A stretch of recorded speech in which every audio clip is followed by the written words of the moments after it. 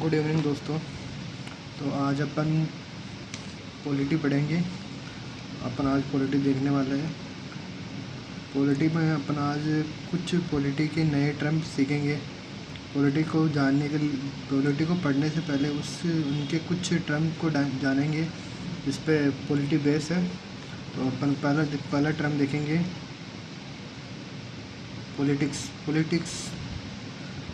Politics क्या होती है। अपन अगर पॉलिटी पढ़ने जा रहे हैं तो पॉलिटिक्स को जानना ज़रूरी है कि पॉलिटिक्स क्या होती है, क्योंकि पॉलिटिक्स और पॉलिटी दोनों इंटरकनेक्टेड है। अगर आप पॉलिटिक्स को नहीं जानेंगे तो पॉलिटी आपको नहीं आएगी।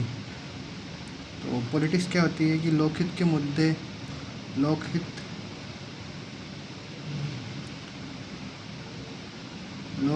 के मुद्दों को प्रतिस्पर्धात्मक रूप से उठाना,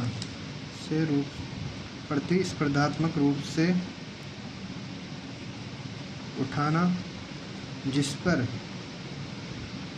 पर सरकार या सत्ताधारी दल, जो अभी सरकार में है, या सत्ताधारी दल है जो सत्ता पे बैठा हुआ है, वो उस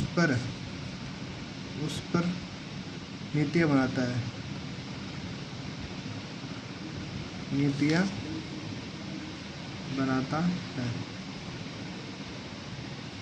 तो बेसिकली अपन राजनीति को ऐसे बोल सकते हैं कि कोई लोकहित के मुद्दे होते हैं, मतलब जो लोगों के कल्याण के लिए मुद्दे होते हैं, कि जो लोगों को ज़रूरत है उस चीज़ की, उस पर प्रतिस्पर्धात्मक रूप से बहस या चर्चा करके उसका निष्कर्ष निकाला जाता है। उस निष्कर्ष के आधार पर सत्ताधारी दल या सरकार उस पर नीतियाँ बनाती है। वो नीतियाँ कानून का रूप लेती है, फिर वो लोकहित के लिए नीतियाँ होती है। तो अपन पॉलिटिक्स पढ़ चुके हैं, पॉलिटिक्स जान चुके हैं, पॉलिटिक्स क्या होती है। तो आगे चलते हैं अपन। सबसे मेन टर्म संविधान।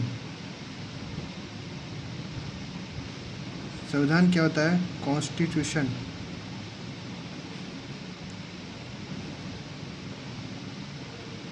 कॉन्स्टिट्यूशन को अपन देखेंगे कि संविधान एक आदर्शात्मक लिखित दस्तावेज होता है जो उस देश के नागरिकों द्वारा अपनाया जाता है, जिसमें सरकार के तीनों अंगों, मतलब कि सरकार के 3 अंग होते हैं। एक तो कार्यपालिका होती है, एक विधायिका होती है, एक न्यायपालिका होती है। कार्यपालिका कानून या नीतियों का क्रियान्वयन करती है, विधायिका कानून बनाती है, और न्यायपालिका राज्य और केंद्र के बीच विवादों का निपटारा करती है, नागरिकों की समस्याओं का निपटारा करती है, नागरिक मूल अधिकार की रक्षा करती है। और कार्यपालिका अगर संविधान के बाहर कोई काम करती है उसको देखती है, न्यायपालिका उस पर देखती है। तो उनके कर्तव्य और उत्तरदायित्व को स्पष्ट करता है। तो अपन संविधान को बोल सकते हैं कि संविधान एक आदर्शात्मक दस्तावेज। आदर्शात्मक का मतलब कि लोकहित, जिसमें लोगों का हित दिया हो, लोक कल्याण की बातें कही गई हो, उसे लोकहित। अच्छा और नैतिक। संविधान को पढ़ने वाले या संविधान को अपनाने वाले की नैतिक उन्नति होती है। संविधान में नैतिक मूल्यों को अपनाया गया है जो देश के नागरिकों द्वारा अपनाया गया है। जो देश के नागरिकों द्वारा अपनाया गया है, नागरिकों द्वारा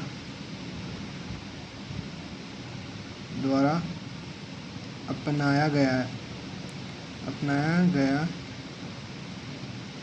है। ये सरकार के 3 अंग अब मैं बता चुका हूँ। कार्यपालिका, एग्जीक्यूटिव,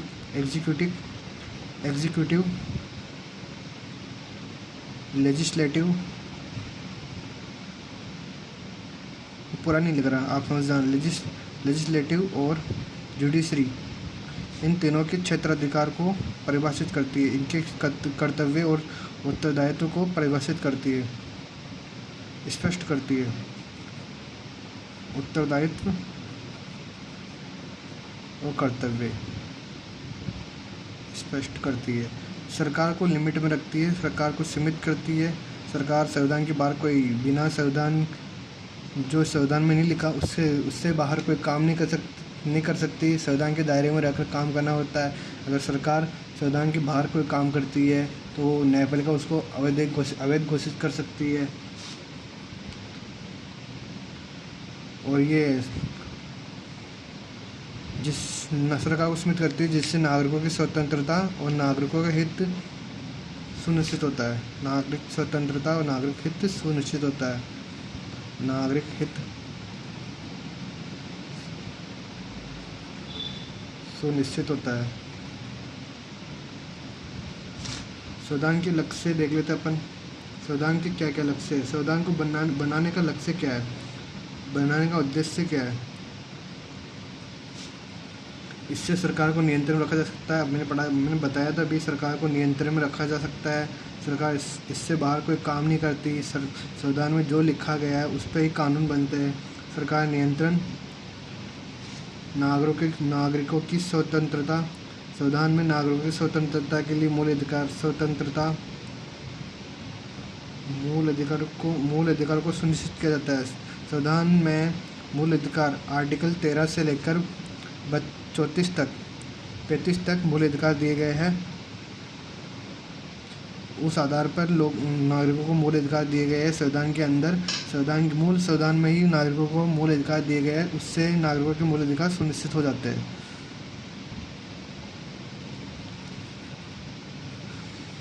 ये देश का सबसे बड़ा कानून होता है। देश का सबसे बड़ा कानून होता है। विधि का शासन स्थापित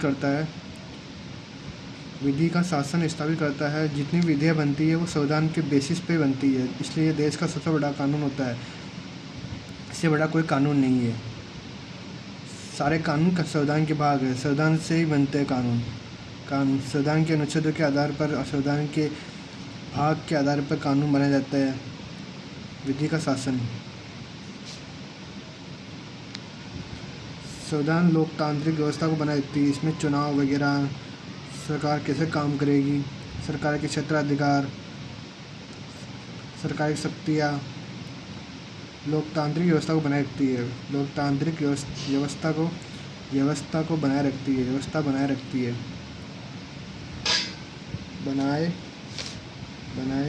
है।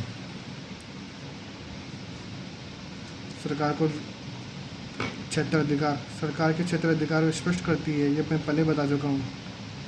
स्पष्ट एग्जीक्यूटिव, लेजिस्लेटिव और जुडिशरी तीनों के। तो अपन आज संविधान के बारे में जान चुके हैं। संविधान क्या होता है। संविधान एक आदर्शात्मक दस्तावेज होता है। मतलब आदर्शात्मक को आप समझ सकते हैं कि लोकहित, अच्छा और नैतिक दस्तावेज होता है जो वहाँ के देश के नागरिकों द्वारा अपनाया गया है। इसमें सरकार के क्षेत्राधिकार को स्पष्ट किया गया है। उत्तरदायित्व क्षेत्राधिकार को स्पष्ट किया गया है। उसके सरकार के तीनों अंगों के उत्तरदायित्व और कर्तव्य को भी बताया गया है, सुनिश्चित किया गया है। इसमें सरकार को सीमित करने की बात कही गई है। मतलब कि संविधान के बाहर कोई काम नहीं हो सकता। संविधान में जो लिखा है, संविधान के दायरे में जो चीज़ें हैं उन पर कानून बनता है। इसके फिर अपन ने देखा लक्ष्य में सरकार को नियंत्रण करना मुख्य उद्देश्य होता है। नागरिकों की स्वतंत्रता, मूल अधिकार सुनिश्चित होता है। देश का सबसे बड़ा कानून होता है। सारी विधि इससे बनती है। विधि का शासन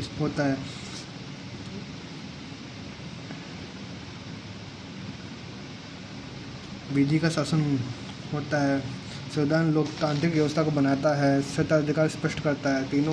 तीनों एग्जीक्यूटिव, लेजिस्लेटिव और जुडिशरी में तीनों के क्षेत्राधिकार को स्पष्ट करता है कि कौन कौन क्या क्या काम करेगा, उनको स्पष्ट करता है। एग्जीक्यूटिव क्रियान्वयन करती है, कानून का क्रियान्वयन करती है। लेजिस्लेटिव कानून बनाती है, कानून बनाना, और ये इसका क्रियान्वयन करती है। जुडिशरी कानून की देखभाल करती है। मतलब नागरिकों के साथ कोई अत्याचार ना हो, राज्य और केंद्र के बीच कोई विवाद हो जाए उसका निपटारा करती है। मतलब विवाद निवारण इसका मुख्य उद्देश्य होता है। विवाद सरकार के बीच हो सकता है, सरकार नागरिक के बीच हो सकता है, नागरिक के बीच हो सकता है, उसका निपटारा करती है। तो अपन संविधान के बाद में अपन पढ़ेंगे संविधानवाद।